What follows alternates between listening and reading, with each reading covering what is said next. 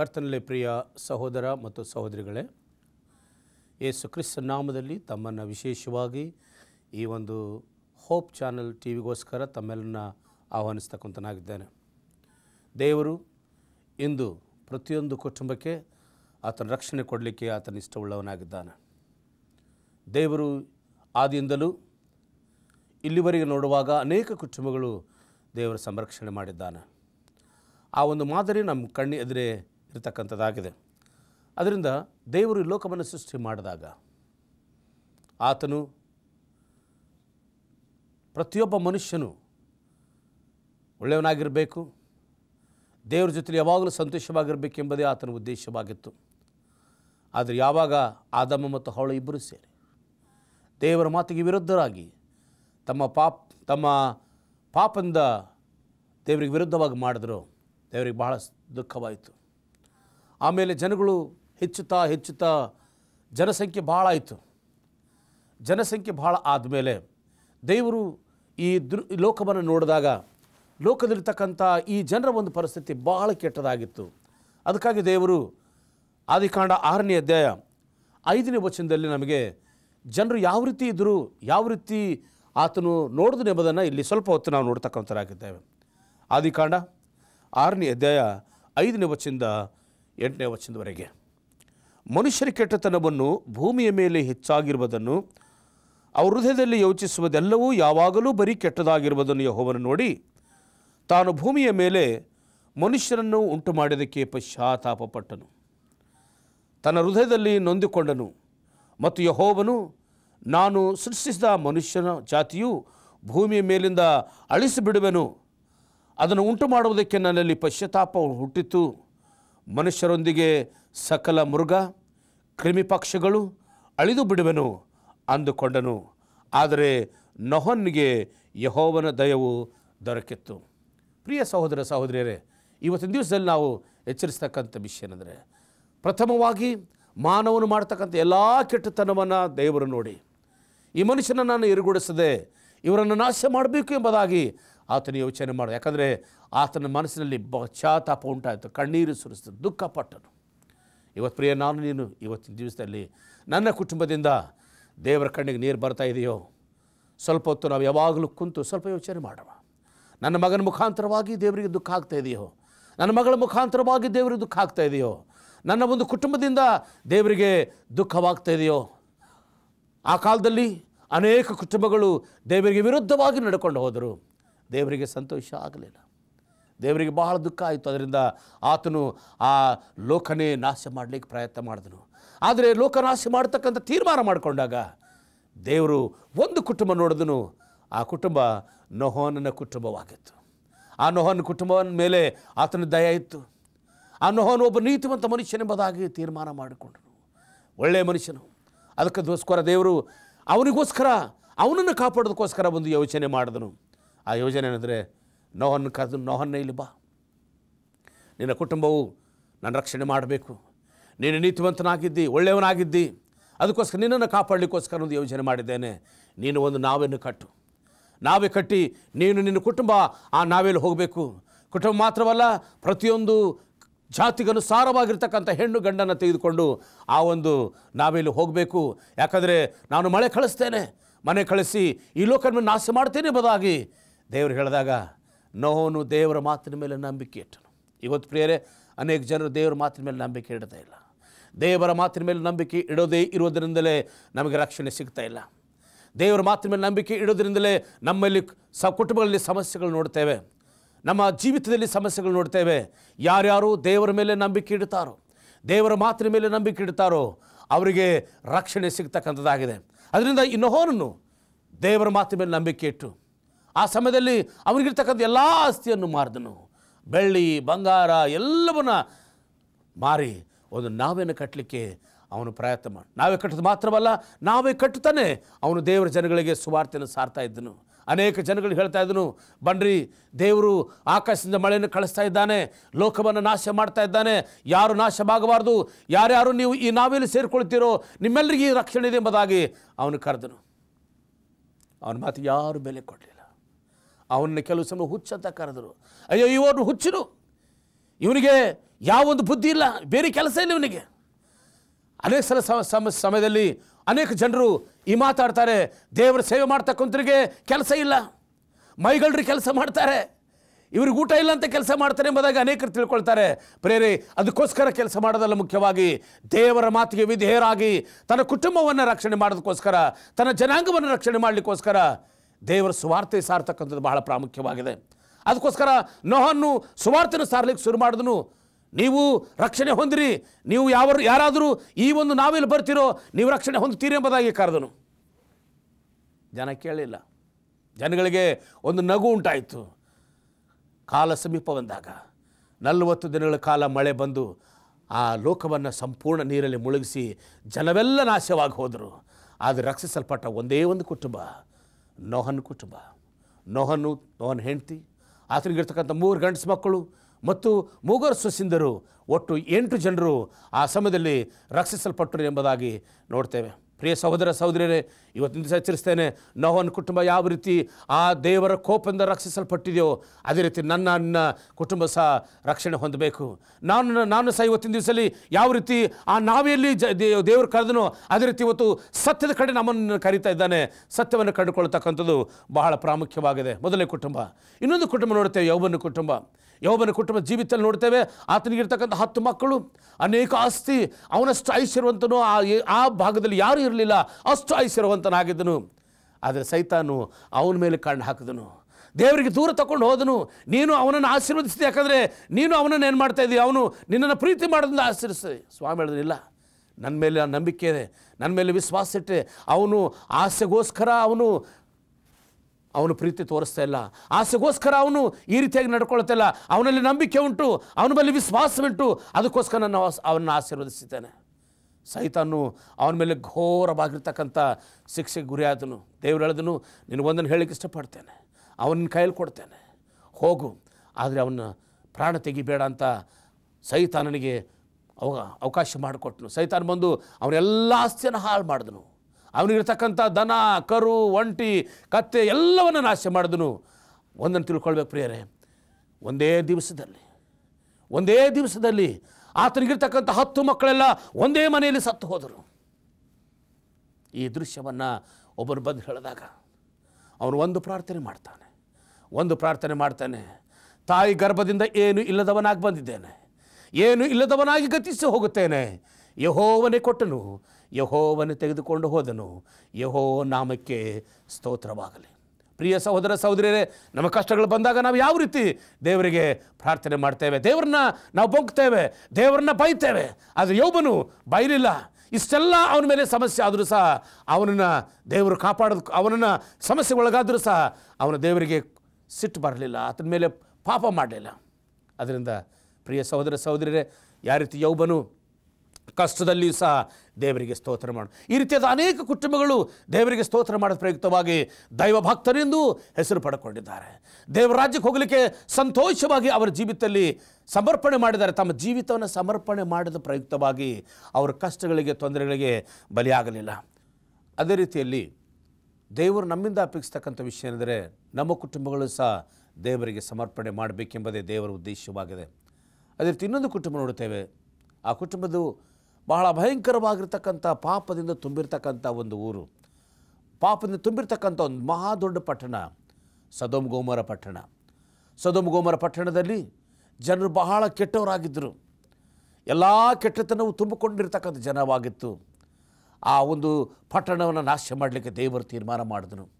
ಆ ಪಟ್ಟಣವನ್ನು ನಾಶ ಮಾಡಲಿಕ್ಕೆ ದೇವರು ತೀರ್ಮಾನ ಮಾಡಿದಾಗ ದೇವರು ಅಲ್ಲಿರ್ತಕ್ಕಂಥ ಅಬ್ರಹಾಮನಿಗೆ ಈ ಸುದ್ದಿಯನ್ನು ಮುಟ್ತದೆ. ದೇವರಿಗೆ ಪ್ರಾರ್ಥನೆ ಮಾಡ್ತಾರೆ, ಸ್ವಾಮಿ, ಒಂದು ವೇಳೆ ಆ ಊರಲ್ಲಿ 50 ಜನ ಇದ್ದರೂ ಸಹ ನೀನು ನಾಶ ಮಾಡ್ತೀಯಾ ಎಂಬುದಾಗಿ. ದೇವರು ಹೇಳಿದನು, ಒಂದು ವೇಳೆ ಅಲ್ಲಿ 50 ಜನ ಇದ್ದರೆ, ನೀತಿವಂತರಿದ್ದರೆ ನಾನು ನಾಶ ಮಾಡೋದಿಲ್ಲ ಎಂಬುದಾಗಿ. ಮತ್ತು ಅಲ್ಲಿ ನೋಡ್ತಾನೆ 50 ಸಿಕ್ಕೋದಿಲ್ಲ, 40 ಅವರು ಸಿಕ್ಕೋದಿಲ್ಲ, 30 ಸಿಕ್ಕೋದಿಲ್ಲ, 20 ಸಿಕ್ಕೋದಿಲ್ಲ. ಇಷ್ಟೆಲ್ಲ ಯಾಕೆ ಪ್ರಯತ್ನ ಮಾಡ್ತಾನೆ ಅಬ್ರಹಾಮ ಅಂದರೆ, ಅವನಿಗೆ ಸಂಬಂಧಪಟ್ಟಿರ್ತಕ್ಕಂಥ ಲೋಟನ ಕುಟುಂಬ ಅಲ್ಲಿತ್ತು. ಆದರೆ ಒಂದು ರಾತ್ರಿ ದೇವರ ಮಕ್ಕಳು, ದೇವದೂತರು ಆ ಒಂದು ಲೋಟನ ಮನೆಗೆ ಹೋದರು. ಲೋಟ ಅವರನ್ನು ಆಹ್ವಾನ ಮಾಡಿಕೊಂಡು ಮನೆ ಕರ್ಕೊಂಡು ಹೋದನು. ಮನೆ ಕಂಡುಕೊಂಡು ಹೋದಾಗ ಪ್ರಿಯರೇ, ಅಲ್ಲಿರ್ತಕ್ಕಂಥ ಜನರು ಅವ್ರ ಮೇಲೆ ಕೆಟ್ಟ ದೃಷ್ಟಿಯನ್ನು ಇಟ್ಟು ಅವ್ರನ್ನ ಲೈಂಗಿಕವಾಗಿ ಹಾಳು ಮಾಡಲಿಕ್ಕೆ ಪ್ರಯತ್ನ ಮಾಡಿದ್ರು. ರಾತ್ರಿ ಅವರನ್ನು ಸಂರಕ್ಷಣೆ ಮಾಡಿದ್ರು. ಅವನು ಲೋಟನ ಕೇಳಿದನು, ಅಪ್ಪ ಇಂಥ ಮಹಾಘೋರ ಪಾಪ ಮಾಡಬೇಡ್ರಿ, ಬೇಕಾದರೆ ನನಗಿರ್ತಕ್ಕಂಥ 2 ಹೆಣ್ಣುಮಕ್ಕಳು ಯೌವನಸ್ಥರು ಮದುವೆ ಆಗದಿರ್ತಕ್ಕಂಥವ್ರಿದ್ದಾರೆ, ಅವರನ್ನು ಬೇಕಾದ್ರೆ ನೀವು ಉಪಯೋಗಿಸ್ಕೊಳ್ಳಿ, ಆದರೆ ಬಂದಿರತಕ್ಕಂಥ ಅತಿಥಿಗಳನ್ನು ಈ ರೀತಿ ಮಾಡಬೇಡ್ರಿ ಎಂಬುದಾಗಿ ಅವರನ್ನು ಕೈ ಮುಗಿದು ಕೇಳಿಕೊಂಡನು. ಅವ್ರು ಯಾರು ಕೇಳಿಲ್ಲ. ಆ ಸಮಯದಲ್ಲಿ ದೇವರು ಅವರೆಲ್ಲರ ಕಣ್ಣುಗಳನ್ನು ಕುರುಡರಾಗಿ ಮಾಡಿಬಿಟ್ಟನು. ಅದಕ್ಕೆ ಕಾಣದಿರೋದ್ರಿಂದ ಆ ರಾತ್ರಿ ಆ ದೂತರು ಆ ಒಂದು ಸ್ಥಳದಲ್ಲಿ ಇದ್ಕೊಂಡು ಬೆಳಗ್ಗೆ ಇನ್ನೂ ಒಬ್ಬ ಇರುವಾಗಲೇ, ಕತ್ತಲೆ ಇರುವಾಗಲೇ ನೋಡ್ತಕ್ಕಂಥವರಾಗಿದ್ದೇವೆ. ಲೋಟನ ಹೆಂಡತಿ ಮತ್ತು ಆಯ್ತು 2 ಮಕ್ಕಳನ್ನು ಊರೊಳಗೆ ಕರ್ಕೊಂಡು ಹೋಗ್ತಾರೆ ಎಂಬುದನ್ನು ನೋಡ್ತೇವೆ. ಅವರು ಹೇಳ್ತಾರೆ, ನಾವು ಈ ಒಂದು ಪಟ್ಟಣವನ್ನು ನಾಶ ಮಾಡ್ತಾ ಇದ್ದೇವೆ, ಈ ಊರನ್ನು ನೋಡಬಾರ್ದು ಎಂಬುದಾಗಿ. ಆದರೆ ಲೋಟನ ಹೆಂಡತಿ ಅವಳಿಗಿರ್ತಕ್ಕಂಥ ದನ ಕರು ಆಸೆಯಿಂದ ಪಟ್ಟಣ ಒಂದು ಸಾರಿ ನೋಡ್ತಾಳೆ. ನೋಡಿದ ತಕ್ಷಣ ಆ ಒಂದು ಸ್ತ್ರೀ ಉಪ್ಪಿನ ಸ್ತಂಭ ಆಗ್ತಾಳೆ ಎಂಬುದನ್ನು ನೋಡ್ತೇವೆ. ಪ್ರಿಯ ಸಹೋದರ ಸಹೋದರರೇ, ಇವತ್ತಿನ ದಿವಸ ಎಚ್ಚರಿಸ್ತೇನೆ, ಆ ಕುಟುಂಬ ದೇವರು ಕಾಪಾಡಿದನು. ಯಾಕಂದರೆ ಆ ಕುಟುಂಬ ದೇವರಲ್ಲಿ ಭಯಭಕ್ತಿ ಕುಟುಂಬವಾಗಿತ್ತು. ಮತ್ತು 4ನೇ ಕುಟುಂಬ ನೋಡುವಾಗ ಪ್ರಿಯರೇ, ಅದ್ಭುತವಾಗಿರ್ತಕ್ಕಂಥ ಕುಟುಂಬ, ಪ್ರಪಂಚಕ್ಕೆ ಪ್ರಸಿದ್ಧವಾಗಿರ್ತಕ್ಕಂಥ ಕುಟುಂಬ ಅಬ್ರಹಾಮನ ಕುಟುಂಬ. ಅನ್ಯ ಸ್ಥಳಗಳಲ್ಲಿ ಅವರು ಇರಬಾರ್ದು, ಅವರನ್ನು ರಕ್ಷಣೆ ಮಾರ್ಗಕ್ಕೆ ನಾನು ತಗೊಂಡು ಹೋಗಬೇಕು ಎಂಬುದಾಗಿ ದೇವರು ಉದ್ದೇಶ ಇಟ್ಕೊಂಡು ದೇವರು ಅಬ್ರಹಾಮನ ಕುಟುಂಬವನ್ನು ಆ ಒಂದು ಸ್ಥಳದಲ್ಲಿ ಕರೆದನು ಎಂಬುದನ್ನು ನೋಡ್ತೇವೆ. 75 ವರ್ಷದ ವಯಸ್ಸಾಗಿರುವಾಗ ಐಶ್ವರ್ಯ ಇತ್ತು, ಬೇಕಾದಿರ್ತಕ್ಕಂಥ ಎಲ್ಲ ಆಸ್ತಿ ಇತ್ತು. ಆದರೆ ದೇವರು ಅಬ್ರಹಾಮನ ಕರೀತಾರೆ, ಅಬ್ರಹಾಮನೇ ಆಕಾಶದ ಕಡೆ ನೋಡು, ನಕ್ಷತ್ರಗಳನ್ನು ಸಾಧ್ಯ ಬಂದರೆ ಎಣಿಸು ಅಂತ. ಆಗಲಿಲ್ಲ. ಕೆಳಗಡೆ ನೋಡು, ಮರಳು ಎಣಿಸ್ಲಿಕ್ಕೆ ಆಗ್ತದ? ಅದು ಆಗ್ತಾ ಇಲ್ಲ. ನಿನಗೆ ಅಷ್ಟು ಸಂತಾನ ಕೊಡ್ತೇನೆ. ಅಬ್ರಹಾಮನಿಗೆ ಏನು ಗೊತ್ತಾಗಲಿಲ್ಲ. ಅಬ್ರಹಾಮನು 75 ವರ್ಷ ವಯಸ್ಸಾದರೂ ಅವನಿಗೆ ಮಕ್ಕಳಿರಲಿಲ್ಲ. ಆದರೆ ದೇವರು ವಾಗ್ದಾನದ ಮೇರೆಗೆ ದೇವರು ಅವನಿಗೆ ಮಕ್ಕಳನ್ನು ಕೊಡ್ತಾನೆ. ಪ್ರಿಯರೇ, ಅವರ ಒಂದು ಸಂತಾನದಿಂದ, ಅಬ್ರಹಾಮನ ಒಂದು ಸಂತಾನದಿಂದ ಇವತ್ತು ಪ್ರಪಂಚದಲ್ಲಿ ಎಷ್ಟೋ ಕೋಟ್ಯಾನುಕೋಟಿ ಜನಗಳನ್ನು ನೋಡ್ತಕ್ಕಂಥವರಾಗಿದ್ದೇವೆ. ಪ್ರಿಯ ಸಹೋದರ ಸಹೋದರರೇ, ಇವತ್ತಿನ ದಿವಸ ಮೆಚ್ಚಲಿಕ್ಕೆ ಇಷ್ಟಪಡ್ತೇನೆ. ಯಾವ ರೀತಿ ದೇವರು ಅಬ್ರಹಾಮನ ಕುಟುಂಬವನ್ನು ಸಂರಕ್ಷಿಸಿ ಬರ್ತಕ್ಕಂಥ ಎಲ್ಲ ಶೋಧನೆಗಳಿಂದ, ಕಷ್ಟಗಳಿಂದ, ತೊಂದರೆಗಳಿಂದ ಕಾಪಾಡಿದನು. ಅಬ್ರಹಾಮನ ಎಲ್ಲೇ ಹೋಗಲಿ, ಯಾವುದೇ ಸ್ಥಳಕ್ಕೆ ಹೋಗಲಿ, ಅವನು ದೇವರಿಗೆ ಸಾಕ್ಷಿಯಾಗಿ ಬಲಿಪೀಠನ ಕಟ್ಟಿ ಆ ಬಲಿಪೀಠದ ಮೇಲೆ ಅವನು ಯಾವಾಗಲೂ ಬಲಿಯನ್ನು ಅರ್ಪಿಸಿ ದೇವರಿಗೆ ಆರಾಧನೆ ಮಾಡ್ತಿದ್ದನು. ತನಗಿರ್ತಕ್ಕಂಥ ಎಲ್ಲ ತಪ್ಪುಗಳನ್ನು ಅರಿಕೆ ಮಾಡಿಕೊಂಡು ಅವನು ಮಾಡ್ತಾಯಿದ್ದನು. ದೇವರಿಗೆ ಬಹಳ ಪ್ರಿಯನಾಗಿ ತನ್ನ ಕುಟುಂಬವನ್ನು ದೇವರ ಕಡೆ ನಡೆಸಿದನು. ಒಂದು ಸಲ 100 ವರ್ಷ ವಯಸ್ಸಾದ ಮೇಲೆ ದೇವರು ಅವನಿಗೆ ಕೊಟ್ಟಿರ್ತಕ್ಕಂಥ ಮಗನು ಇಸಾಕನಿಗೆ ದೇವರು ಆಶೀರ್ವದಿಸಿ ಅವನಿಗೆ ಈ ಮಗನನ್ನು ಕೊಟ್ಟಿರುವಾಗ ಆ ಮಗನು ದೊಡ್ಡವನಾದ ಮೇಲೆ ದೇವರು ಆ ಮಗನನ್ನು ಒಂದು ಸಲ ಅವನನ್ನು ಪರೀಕ್ಷೆ ಮಾಡಲಿಕ್ಕೋಸ್ಕರ ದೇವರು ಒಂದು ವಾಕ್ಯನ ಕೇಳ್ತಾನೆ. ಮಗನೇ, ಈ ಸಮಯದಲ್ಲಿ ನೀನು ನಿನ್ನ ಮಗನನ್ನು ಬಲಿ ಕೊಡಬೇಕು, ನಿನ್ನ ಮಗನನ್ನು ಸಮರ್ಪಣೆ ಮಾಡಬೇಕು ಎಂಬುದಾಗಿ. ಅಬ್ರಹಾಮನು, ಸ್ವಾಮಿ ನೀನು ಕೊಟ್ಟಿದೆಯಲ್ಲ ನಾನು ಈ ಮಗನು, ಪುನಃ ನೀನು ಕೇಳ್ತೀಯ, ನೀನು ಕೇಳಿದಾಗ ನಾನು ಕೊಡ್ತೀನಿ ಎಂಬುದಾಗಿ ಆ ಮಗನನ್ನು ಅರ್ಪಿಸಲಿಕ್ಕೆ ತಯಾರಾದನು. ಹೆಂಡತಿಗೆ ಹೇಳಲಿಲ್ಲ. ಹೆಂಡತಿಯಲ್ಲಿ ಮಗನನ್ನು ಕರ್ಕೊಂಡು ಹೋಗಬೇಡ ಅಂತ ಹೇಳ್ಬೋದು ಎಂಬುದಾಗಿ. ಆದರೆ ಹೆಂಡತಿ ಹೇಳಿದೆ. ತನ್ನ ಮನಸ್ಸಿನಲ್ಲಿ ದುಃಖದಿಂದ ಪಶ್ಚಾತ್ತಾಪದಿಂದ, ಅಯ್ಯೋ ನಾನು ಏನು ಮಾಡಲಿ, ಯಾವ ರೀತಿ ನನ್ನ ಮಗನನ್ನು ಸಮರ್ಪಣೆ ಮಾಡಲಿ ಎಂಬುದಾಗಿ ತಿಳಿದುಕೊಂಡು ಅಷ್ಟು ನೋವಿನಲ್ಲಿ ಸಹ ಅವನೆಲ್ಲವನ್ನು ತಯಾರು ಮಾಡಿಕೊಂಡು ಅವನು ಮಗನನ್ನು ಕರ್ಕೊಂಡು ಹೋಗತಕ್ಕಂಥ ಸಮಯದಲ್ಲಿ ಮಗನ ದಾರಿಯಲ್ಲಿ ಹೋಗುವಾಗ ಕೇಳ್ತಾನೆ, ಅಪ್ಪ, ಯಾಕಂದರೆ ಅವನಿಗೆ ಗೊತ್ತಿತ್ತು ಯಾವ ರೀತಿ ಬಲಿ ಕೊಡ್ತಾರೆ ಎಂಬುದಾಗಿ.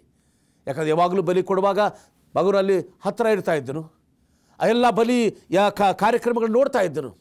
ಆ ಸಮಯದಲ್ಲಿ ಒಂದು ಮಾತನ್ನು ಕೇಳ್ತಾನೆ, ಅಪ್ಪ, ನೀನು ಬಲಿ ಕೊಡಲಿಕ್ಕೋಸ್ಕರ ಕಟ್ಟಿಗೆ ತಗೊಂಡಿದೆಯಾ? ಕುರಿಯನ್ನು ಕೊಯ್ಲಿಕ್ಕೆ ಕತ್ತಿ ತಗೊಂಡಿದೆಯಾ? ಅದನ್ನು ಬೆಂಕಿ ಹಚ್ಚಲಿಕ್ಕೋಸ್ಕರ ಬೆಂಕಿ ತಗೊಂಡಿದೆಯಾ? ಕೈಕಾಲು ಕಟ್ಟಲಿಕ್ಕೆ ಹಗ್ಗ ತಗೊಂಡಿದೆಯಾ? ಎಲ್ಲ ತಗೊಂಡಿದೆಯಾ? ಕುರಿಯಲ್ಲಿ ಎಂಬುದಾಗಿ. ಪ್ರಿಯ ಸಹೋದರ ಮೆಚ್ಚಲಿಕ್ಕೆ ಇಷ್ಟಪಡ್ತೇನೆ. ಆ ಒಂದು ಪ್ರಶ್ನೆ ತಂದೆಯ ಹೃದಯವನ್ನು ಬಹಳ ನೊಂದಿಸ್ತು. ಅಯ್ಯೋ, ನನ್ನ ಮಗನು ಇಂಥ ಒಂದು ಪ್ರಶ್ನೆ ಕೇಳ್ತಾ ಇದ್ದಾನೆ, ಯಾವ ರೀತಿ ಉತ್ತರ ಕೊಡಲಿ? ಮನಸ್ಸಿನಲ್ಲಿ ಅಂಥ ಒಂದು ವೇದನೆ ಇಟ್ಟುಕೊಂಡು ಸಹ ಪ್ರಿಯರೇ ಅವನೊಂದು ಹೇಳ್ತಾನೆ, ಮಗನೇ ದೇವರು ಒದಗಿಸ್ಕೊಡ್ತಾನೆ, ದೇವರು ಒದಗಿಸ್ಕೊಡ್ತಾನೆ. ಅಲ್ಲಿ ಹೋಗ್ತಾನೆ, ಬಲಿಪೀಠಗಳು ಕಟ್ತಾನೆ. ಅನಿವಾರ್ಯ ಹೇಳದೆ ಆಗಲಿಕ್ಕಾಗೋದಿಲ್ಲ.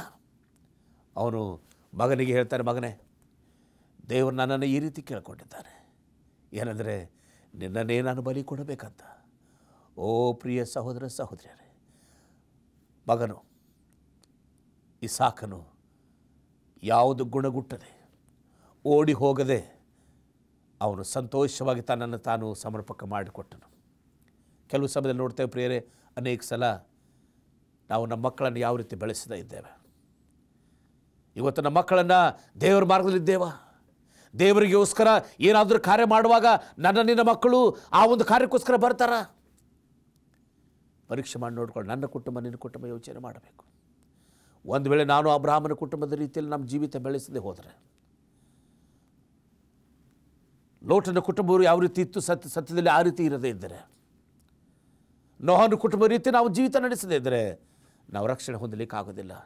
ರಕ್ಷಣೆ ಹೊಂದಬೇಕಾದರೆ ಪ್ರಿಯರೇ, ಯಾವ ರೀತಿ ಅಬ್ರಹಾಮನ ಕುಟುಂಬದ ಮಗನಾಗಿರ್ತಕ್ಕಂಥ ಇಸಾಕನು ತನ್ನನ್ನು ತಾನು ಸಮರ್ಪಕ ಮಾಡಿಕೊಟ್ಟು, ಅಪ್ಪ ನಾನು ತಯಾರಿದ್ದೇನೆ, ಯಾವಾಗ ದೇವರು ನನ್ನನ್ನೇ ಬಲಿ ಕೊಡು ಅಂತ ನಿನ್ನನ್ನು ಕೇಳಿಕೊಂಡಿರುವಾಗ ನೀನು ಕೊಡೋದ್ರಲ್ಲಿ ಏನೂ ಸಂಕೋಚ ಪಡಬೇಡ, ನಾನು ಭಾಳ ಸಂತೋಷವಾಗಿ ದೇವರ ಹತ್ರ ಹೋಗಲಿಕ್ಕೆ ನಾನು ಇಷ್ಟವುಳ್ಳವನಾಗಿದ್ದೇನೆ. ದೇವರು ನಮ್ಮನ್ನು ಎಂದು ಕೈ ಬಿಡೋದಿಲ್ಲ. ಯಾವಾಗ ಆತನು ಕೇಳ್ತಾ ಇದ್ದಾನೆ ಕೊಡು ಎಂಬುದಾಗಿ, ತಾನಾಗಿ ತಾನೇ ಆ ಬಲಿಪೀಠನ ಕಟ್ಟಲಿಕ್ಕೆ ಸಹಾಯ ಮಾಡಿದನು, ತಾನಾಗಿ ತಾನೇ ಕಟ್ಟಿಗೆ ಹಾಕಲಿಕ್ಕೆ ಸಹಾಯ ಮಾಡಿದನು, ತಾನಾಗಿ ತಾನೇ ಆ ಕಟ್ಟಿಗೆ ಮೇಲೆ ಹೋಗಿ ಮಲ್ಕೊಂಡನು, ಕೈಕಾಲು ಕಟ್ಟಲಿಕ್ಕೆ ಸಹಾಯ ಮಾಡಿದನು. ಸಹಾಯ ಮಾಡಿರ್ತಕ್ಕಂಥ ಈ ಇಸಾಕನು, ತಂದೆ ಹೃದಯದಲ್ಲಿ ಭಾಳ ನೋವಿದೆ, ಏನು ಮಾಡಬೇಕು ಗೊತ್ತಿಲ್ಲ, ಆದರೆ ದೇವರಿಗೆ ಪ್ರಾಮಾಣಿಕನಾಗಿದ್ದನು. ಆದರೆ ಅಬ್ರಹಾಮನಿಗೆ ಒಂದು ನಂಬಿಕೆ ಇತ್ತು, ನಾನು ಒಂದು ವೇಳೆ ನನ್ನ ಮಗನಾದ ಇಸಾಕನನ್ನು ಬಲೆ ಕೊಟ್ಟರು ಸಹ ದೇವರು ಇನ್ನೊಂದು ಮಗನನ್ನು ಕೊಡ್ತಾನೆ ಎಂಬತಕ್ಕಂಥ ನಂಬಿಕೆ, ಆ ವಿಶ್ವಾಸ ಅವನಲ್ಲಿತ್ತು. ಅದಕ್ಕೋಸ್ಕರ ಪ್ರಿಯರೇ, ನಿಮ್ಮೆಲ್ಲರಿಗೆ ಎಚ್ಚಲಿಕ್ಕೆ ಇಷ್ಟಪಡ್ತೇನೆ, ಆ ನಂಬಿಕೆ ನಿನ್ನಲ್ಲಿ ಬರಬೇಕು. ಎಲ್ಲಿವರೆಗೆ ಆ ನಂಬಿಕೆ, ಆ ವಿಶ್ವಾಸ ನಿನ್ನಲ್ಲಿ ಬರೋದಿಲ್ವೋ ಅಲ್ಲಿವರೆಗೆ ನಾವು ರಕ್ಷಣೆ ಹೊಂದಲಿಕ್ಕೆ ಸಾಧ್ಯವಿಲ್ಲ. ನಾವು ರಕ್ಷಣೆ ಬೇಕು, ನಾವು ಸಂಪೂರ್ಣ ದೇವ್ರ ಮೇಲೆ ನಂಬಿಕೆ ಇಡಬೇಕಾಗಿದೆ. ದೇವರು ನಮ್ಮನ್ನು ಏನೇ ಮಾಡಿದ್ರು ನಮಗೋಸ್ಕರ ಒಳ್ಳೆಯದೇ ಮಾಡ್ತಾನೆ ಎಂಬತಕ್ಕಂಥ ವಿಶ್ವಾಸ ನಮ್ಮಲ್ಲಿರಬೇಕು. ಒಂದನ್ನು ತಿಳ್ಕೊಳ್ಬೇಕು, ದೇವರು ನಮ್ಮ ಜೀವಿತದಲ್ಲಿ ಏನೇ ಮಾಡಿದ್ರು ಸಹ ಅದು ನಮಗೆ ಒಳ್ಳೆಯದನ್ನೇ ಎಂಬುದಾಗಿ ತಿಳ್ಕೊಳ್ಳುವಾಗ ದೇವರ ಆಶೀರ್ವಾದ ನಮ್ಮ ಮೇಲಿರ್ತಕ್ಕಂಥದ್ದಾಗಿದೆ. ಅದಕ್ಕೋಸ್ಕರ ಇಸಾಕನು ದೇವರ ವಾಕ್ಯವನ್ನು ನಂಬಿಕೊಂಡು ದೇವರ ಆಜ್ಞೆಗೆ ಮೀರದಂತೆ ತನ್ನನ್ನು ತಾನು ಒಪ್ಪಿಸಿಕೊಟ್ಟನು. ದುಃಖದಿಂದ ಅಬ್ರಹಾಮನು ಕತ್ತಿಯನ್ನು ತೆಗೆದುಕೊಂಡು ಮಗನನ್ನು ಕೊಲೆ ಮಾಡಲಿಕ್ಕೆ, ಅದರ ಕತ್ತರಿಸಲಿಕ್ಕೆ, ಬಲಿ ಕೊಡಲಿಕ್ಕೆ ಕತ್ತಿಯನ್ನು ಎತ್ತಿದಾಗ ಮೇಲಿಂದ ಆಕಾಶವಾಣಿ ಬಂದು, ಅಬ್ರಹಾಮನೇ ಮಗನನ್ನು ಬಲಿ ಕೊಡಬೇಡ, ನಾನು ನಿನ್ನ ಪರೀಕ್ಷೆಗೋಸ್ಕರ ಮಾಡಿದ್ದೇನೆ ಎಂಬುದಾಗಿ. ಅಬ್ರಹಾಮನಿಲ್ಲ, ನಾನು ಎಲ್ಲವನ್ನು ತಯಾರು ಮಾಡಿದ್ದೇನೆ, ನಾನು ಬಲಿ ಕೊಡಲೇಬೇಕು. ಆ ಸಮಯದಲ್ಲಿ ದೇವರು ಅವನ ಒಂದು ಬಲಿಗೋಸ್ಕರ ಒಂದು ಟಗೋರವನ್ನು ಒಪ್ಪಿಸಿಕೊಟ್ಟನು. ಆ ಟೊಗರನ್ನು ತಂದು ಆ ಒಂದು ಬಲಿ ಮೇಲೆ ಸಮರ್ಪಣೆ ಮಾಡಿದನು ಎಂಬ ನೋಡ್ತೇವೆ. ಪ್ರಿಯ ಸಹೋದರ ಸಹೋದರಿಯರೇ, ಇವತ್ತಿನ ದಿವಸದಲ್ಲಿ ಈ 4 ಕುಟುಂಬಗಳ ಜೀವಿತದಲ್ಲಿ ದೇವರು ಭಯಂಕರವಾಗಿರ್ತಕ್ಕಂಥ ಅನಾಹುತಿಯನ್ನು ತಪ್ಪಿಸಿದ್ದಾನೆ. ನೋಹನ ಕುಟುಂಬ ಜಲಪ್ರಳಯದಿಂದ ತಪ್ಪಿಸಿದ್ದಾನೆ. ಜಲಪ್ರಳಯದಿಂದ ಅವರು ಸಂರಕ್ಷಿಸಿ ಆ ಕುಟುಂಬದಿಂದ ಈ ಲೋಕವನ್ನು ಮತ್ತೆ ಅಭಿವೃದ್ಧಿ ಮಾಡಿದ್ದಾನೆ. ಮತ್ತು ಅದೇ ರೀತಿ ನೋಡ್ತಕ್ಕಂಥ ಯೋಬನ ಕುಟುಂಬ ಐಶ್ವರ್ಯ ಕುಟುಂಬವಾಗಿದ್ದರು ಸಹ, ಅವನಲ್ಲಿ ಎಲ್ಲ ಆಶೀರ್ವಾದ ಕೊಟ್ಟರು ಸಹ ದೇವರು ಅವನನ್ನು ಭಯಂಕರವಾಗಿರ್ತಕ್ಕಂಥ ಸೈತಾನನ ಒಂದು ದವಡೆಯಿಂದ ತಪ್ಪಿಸಿ, ಅವನನ್ನು ಸಂದರ್ಭದಿಂದ ತಪ್ಪಿಸಿ ಸ್ವಾಮಿ ಅವನನ್ನು ನಡೆಸಿದ್ದಾನೆ. ಮತ್ತು ಅವನಿಗಿರ್ತಕ್ಕಂಥ ಆಸ್ತಿಯಿಂದ 2ರಷ್ಟು ಆಸ್ತಿ ಕೊಟ್ಟು ಅವನನ್ನು ಆಶೀರ್ವದಿಸಿದ್ದಾನೆ. ಲೋಟನ ಕುಟುಂಬ ಆ ಭಯಂಕರವಾಗಿರ್ತಕ್ಕಂಥ ಪಾಪದ ಬಂಧನದಿಂದ ತೆಗೆದು ಅವರನ್ನು ಕಳಿಸ್ಕೊಟ್ರೆ ಎಂಬ ನೋಡ್ತೇವೆ. ಪ್ರಿಯ ಸಹೋದರ ಸಹೋದರಿಯರೇ, ನಿಮ್ಮೆಲ್ಲರಿಗೆ ಎಚ್ಚಲಿಕ್ಕೆ ಇಷ್ಟಪಡ್ತೇನೆ, ದೇವರು ನನ್ನ ಕುಟುಂಬ ನಿನ್ನ ಕುಟುಂಬ ಅದೇ ರೀತಿಯಲ್ಲಿ ಕಾಪಾಡಲಿಕ್ಕೆ ಆತನ ಇಷ್ಟವುಳ್ಳವನಾಗಿದ್ದಾನೆ. ಭಯಂಕರವಾಗಿರ್ತಕ್ಕಂಥ ಸಮಸ್ಯೆಯಿಂದ ನಮ್ಮನ್ನು ಕಾಪಾಡಲಿಕ್ಕೆ ಇಷ್ಟವಿದ್ದಾನೆ. ಇವತ್ತು ನಾನು ಈ ಲೋಕದಲ್ಲಿ, ಕಡೇ ಲೋಕದಲ್ಲಿ ನಾವು ಜೀವಿಸ್ತಕ್ಕಂಥ ನಮ್ಮ ಜೀವಿತದಲ್ಲಿ ಇವತ್ತು ಲೋಕ ನಾಶವಾಗ್ತಕ್ಕಂಥ ಪರಿಸ್ಥಿತಿ ಇದೆ. ಒಂದನ್ನು ಹೇಳಲಿಕ್ಕೆ ಇಷ್ಟಪಡ್ತೇನೆ ಪ್ರಿಯರೇ, ಒಂದನ್ನು ಹೇಳಲಿಕ್ಕೆ ಇಷ್ಟಪಡ್ತೇನೆ, ನಾವೆಲ್ಲರೂ ಲೋಕದ ಅಂತ್ಯಕಾಲದಲ್ಲಿ ಜೀವಿಸ್ತಾ ಇದ್ದೇವೆ. ನೋಹನ ಕಾಲದಲ್ಲಿ ಯಾವ ರೀತಿ ಜನಗಳನ್ನು ಮನೆ ಕಟ್ತಾ ಇದ್ದರು, ಮದುವೆ ಮಾಡ್ಕೊಳ್ತಾ ಇದ್ದರು, ಈ ಲೋಕದ ಎಲ್ಲ ಐಶ್ವರ್ಯದಲ್ಲಿ ಅಂಧಕಾರದಲ್ಲಿ ಅವರು ಪಾಪದಲ್ಲಿ ಮುಳುಗಿ ಹೋಗಿದ್ದರು. ಅದೇ ರೀತಿ ಈಗಿನ ಕಾಲದಲ್ಲಿ ಸಹ ನಾವೆಲ್ಲರೂ ಅನೇಕ ನಮ್ಮ ಪರಿಸರ ನೋಡುವಾಗ ನಾವು ಮುಳುಗಿ ಹೋಗಿದ್ದೇವೆ. ಅದಕ್ಕೋಸ್ಕರ ನಿಮಗೆ ಎಚ್ಚರಿಕೆ ಇಷ್ಟಪಡ್ತೇನೆ. ಇವತ್ತಿನ ದಿವಸ ದೇವರು ಈ ಸಮಯದಲ್ಲಿ ನಿಮಗೆ ಎಚ್ಚರಿಸ್ತಾ ಇದ್ದಾನೆ. ಇವತ್ತು ಮನೆ ಕಟ್ಟೋದು ತಪ್ಪಲ್ಲ, ಮದುವೆ ಮಾಡೋದು ತಪ್ಪಲ್ಲ, ಆದರೆ ಸರ್ವವನ್ನು ದೇವರ ಕಾರ್ಯವನ್ನೇ ಬಿಟ್ಟುಕೊಟ್ಟು, ದೇವರ ಕೆಲಸವನ್ನೇ ಬಿಟ್ಟುಕೊಟ್ಟು, ದೇವರ ಉದ್ದೇಶವನ್ನೇ ಬಿಟ್ಟುಕೊಟ್ಟು, ದೇವರನ್ನ ಪ್ರೀತಿ ಮಾಡೋದಕ್ಕಿಂತ ಹೆಚ್ಚಾಗಿ ನಾವು ಮದುವೆ ಮೇಲೆ ಪ್ರೀತಿ ಮಾಡಿದಾಗ, ದೇವರನ್ನ ಬಿಟ್ಟುಕೊಟ್ಟು ಮನೆ ಮೇಲೆ ಹೆಚ್ಚಾಗಿ ಪ್ರೀತಿ ಮಾಡುವಾಗ ಅದು ತಪ್ಪಾಗ್ಬಿಡ್ತದೆ. ಅದಕ್ಕೋಸ್ಕರ ಸ್ವಾಮಿ ಹೇಳ್ತಾನೆ, ನಾನು ನಿನಗೆಲ್ಲವನ್ನೂ ಕೊಡ್ತೇನೆ ಎಂಬುದಾಗಿ. ಅದಕ್ಕೋಸ್ಕರ ಅಂಥ ಒಂದು ಪರಿಸ್ಥಿತಿಯಲ್ಲಿ ನಾವು ಹೋಗದಂತೆ ದೇವರ ಯೋಜನೆಗೆ ನಮ್ಮನ್ನು ಸಮರ್ಪಣೆ ಮಾಡಬೇಕು. ಅದಕ್ಕೋಸ್ಕರ ಮನೆ ಕಟ್ಟೋದು ತಪ್ಪಲ್ಲ, ಮದುವೆ ಮಾಡೋದು ತಪ್ಪಲ್ಲ, ಆದರೆ ಮಾಡ್ತಕ್ಕಂಥ ರೀತಿ ಯಾವ ರೀತಿ ಇದೆ ಎಂಬುದಾಗಿ. ದೇವರಿಗೆ ಮಹಿಮೆ ಆಗದಿರ್ತಕ್ಕಂಥ ಮದುವೆ ದೇವರಿಗೆ ಇಷ್ಟ ಇಲ್ಲ, ದೇವರಿಗೆ ಮಹಿಮೆ ಆಗದಿರ್ತಕ್ಕಂಥ ಮನೆ ದೇವರಿಗೆ ಇಷ್ಟ ಇಲ್ಲ. ಅದಕ್ಕೋಸ್ಕರ ದೇವರಿಗೆ ಮಹಿಮೆ ಆಗ್ತಕ್ಕಂಥ ಮನೆ ಆಗಿರಬೇಕು. ನನ್ನ ಮನೆ, ನಿನ್ನ ಮನೆ, ಮಾಡ್ತಕ್ಕಂಥ ಪ್ರತಿಯೊಬ್ಬ ಸೇವಕರ ಮನೆ, ಪ್ರತಿಯೊಬ್ಬ ದೇವರನ್ನು ನಂಬಿರ್ತಕ್ಕಂಥ ಪ್ರತಿಯೊಂದು ಕುಟುಂಬಗಳು ದೇವರಿಗೆ ಸಾಕ್ಷಿ ಕುಟುಂಬವಾಗಿರಬೇಕು. ದೇವರಲ್ಲಿ ನಂಬಿಕೆ ವಿಶ್ವಾಸದಲ್ಲಿರಬೇಕು. ಈಗ ದೇವರು ವಿಶೇಷವಾಗಿ ನಿನ್ನ ಕರೀತಾ ಇದ್ದ, ನನ್ನ ಮಗಳೇ, ನನ್ನ ಮಗನೇ, ನಿನ್ನನ್ನು ನಾನು ನನ್ನ ರಾಜ್ಯದಲ್ಲಿ ಸೇರಿಸ್ಕೊಳ್ಬೇಕು. ಭಯಂಕರವಾಗಿರ್ತಕ್ಕಂಥ ಲೋಕ ಕೆಟ್ಟು ಹೋಗಿದೆ, ಪರಿಸರ ಕೆಟ್ಟು ಹೋಗಿದೆ, ಪರಿಸ್ಥಿತಿ ಕೆಟ್ಟು ಹೋಗ್ತದೆ, ಎಲ್ಲವನ್ನು ಕೆಟ್ಟು ಹೋಗ್ತದೆ. ಎಲ್ಲರೂ ಈ ಲೋಕದ ಆಸೆಗೋಸ್ಕರ, ಈ ಲೋಕದ ದುಂದೌತಣೆಗೋಸ್ಕರ ಅವರು ಜೀವಮಾನ ಮಾಡ್ತಕ್ಕಂಥರಾಗುತ್ತಾರೆ. ಈ ಲೋಕದ ದುಂದೌತಣೆಗೋಸ್ಕರ ಅವರು ಜೀವಮಾನ ಮಾಡೋದ್ರಿಂದ ಲೋಕದ ದೇವರನ್ನೇ ಮರೆತು ಹೋಗ್ತಕ್ಕಂಥ ಪರಿಸ್ಥಿತಿ ನೋಡ್ತೇವೆ. ದೇವರನ್ನ ಮರೆತು ತಮ್ಮದೇ ಆಗಿರ್ತಕ್ಕಂಥ ಗರ್ವ, ಅಹಂಕಾರ, ಹೊಟ್ಟೆ ಕಿಸಿನಲ್ಲಿ ಜೀವಿಸ್ತಾ ಇದ್ದಾರೆ. ಅದನ್ನು ದೇವರ ನಮ್ಮನ್ನು ಎಚ್ಚರಿಸ್ತಕ್ಕಂಥನಾಗಿದ್ದಾನೆ. ಪ್ರೇರೆ, ಇದನ್ನೆಲ್ಲವನ್ನ ಬಿಟ್ಟು ನೀವು ನನ್ನ ಕಡೆ ಬನ್ನಿರಿ, ನಾನು ನಿಮಗೆ ರಕ್ಷಣೆ ಕೊಡ್ತೇನೆ. ಅದಕ್ಕೋಸ್ಕರ ಸ್ವಾಮಿ ಹೇಳ್ತಕ್ಕಂಥನಾಗಿದ್ದಾನೆ, ಈ ಲೋಕಕ್ಕೆ ದೇವರು ಬಂದಿರತಕ್ಕಂಥ ಮುಖ್ಯವಾದ ಉದ್ದೇಶ ಎಂದರೆ, ಮನುಷ್ಯ ಕುಮಾರನು ಈ ಲೋಕ ಬಂದಿರತಕ್ಕಂಥ ಉದ್ದೇಶ ಅಂದರೆ ಪಾಪಗಳನ್ನು ಹುಡುಕಿ ರಕ್ಷಿಸೋಸ್ಕರ. ಇವತ್ತು ನನ್ನ ಕುಟುಂಬ, ನಿನ್ನ ಕುಟುಂಬ ಆತನು ಹುಡುಕ್ತಾ ಇದ್ದಾನೆ. ಆತನು ಹುಡುಕ್ತಕ್ಕಂಥ ಸಮಯದಲ್ಲಿ ನಮ್ಮನ್ನು ನಾವು ದೇವರಿಗೆ ಸಮರ್ಪಣೆ ಮಾಡಬೇಕು, ನಮ್ಮನ್ನು ನಾವು ಆತನಿಗೆ ಒಪ್ಪಿಸ್ಕೊಡ್ಬೇಕು.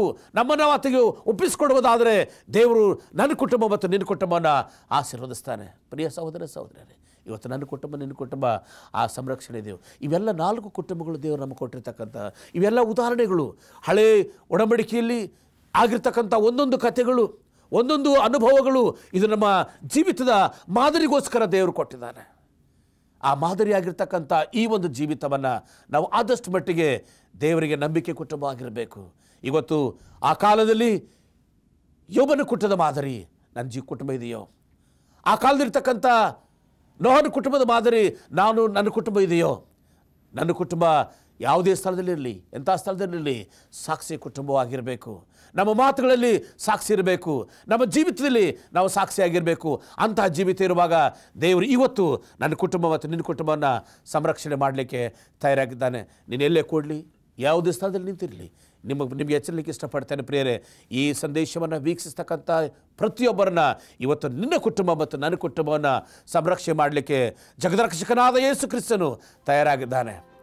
ನಮ್ಮ ಜೀವಿತ ನಾವು ಸಮರ್ಪಣೆ ಮಾಡಬೇಕು. ಯಾವಾಗ ನಾವು ದೇವರಿಗೆ ಸಮರ್ಪಣೆ ಮಾಡ್ತೇವೋ ನಾವು ದೇವರ ಆಶೀರ್ವಾದಕ್ಕೋಸ್ಕರ ಪ್ರಾರ್ಥನೆ ಮಾಡಿಕೊಳ್ಳೋಣ.